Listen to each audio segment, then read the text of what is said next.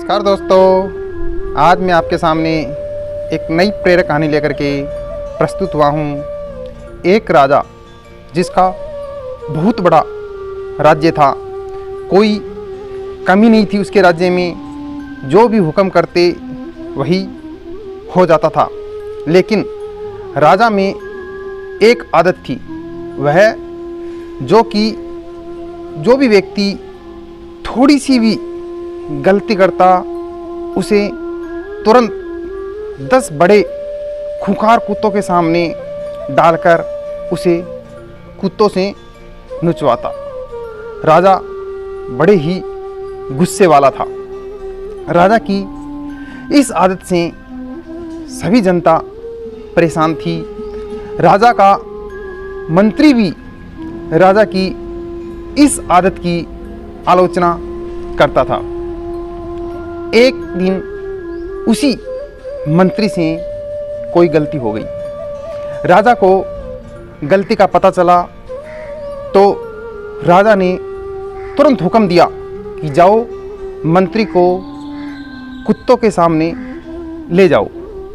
मंत्री ने राजा से गलती मांगी, माफ़ी मांगी, लेकिन राजा ने कुछ नहीं सुना और कहा कि जो कह दिया सो कह दिया, और सिपाहियों से कहा ले जाओ इसे कुत्तों के बाड़े में। मंत्री ने कहा ठीक है महाराज, लेकिन मेरी आखिरी इच्छा तो मान लो, मेरी आखिरी इच्छा तो मान लो।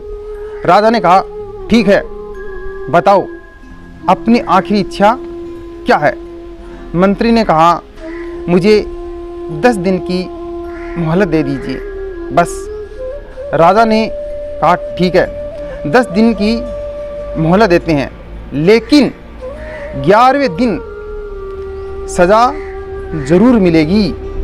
मंत्री 10 दिन तक राजा के पास नहीं आया और 11वें दिन राजा के सामने पेश हो गया।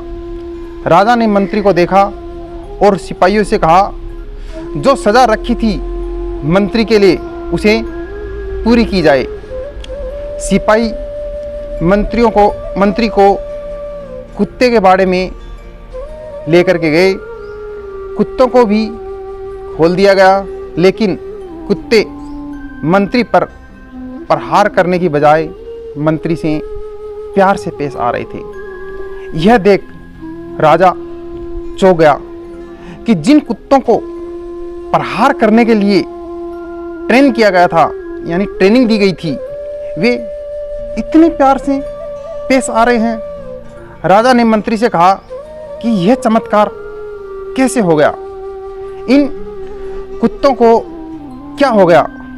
मंत्री ने विनम्रता से जवाब दिया कि इन 10 दिनों में मैंने इन कुत्तों की बहुत सेवा की है, इन्हें खाना खिलाया, नहलाया। अब ये कुत्ते जान चुके हैं कि मैं इनके लिए कुछ अच्छा करता हूँ, न कि बुरा। ये मुझ पर प्रहार नहीं करेंगे। मैंने अपने इतने दिनों तक आपकी सेवा की, फिर भी आप मेरी एक गलती को माफ़ नहीं कर सके। आपसे ज़्यादा अच्छे तो ये कुत्ते हैं जो अच्छा और बुरा को पहचानते हैं। राजा यह सब देखकर बड़ा ही शर्मिंदा हुआ। दोस्तों, इस कहानी से हमें यह शिक्षा मिलती है कि हमें हमेशा सोच समझकर फैसले लेने चाहिए। किसी की एक गलती को लेकर ही उसे ज़िंदगी भर के लिए सज़ा नहीं देनी चाहिए, बल्कि उसे माफ़ करने की हिम्मत रखनी चाहिए। धन्यवाद दोस्तों। यदि आपको मेरी कहानी पसंद आई हो तो प्लीज़ लाइक करना, कमेंट करना, और यदि मेरे चैनल पर पहली बार आए हैं तो चैनल को सब्सक्राइब करके घंटी का बटन अवश्य दबाना। धन्यवाद। Thank you.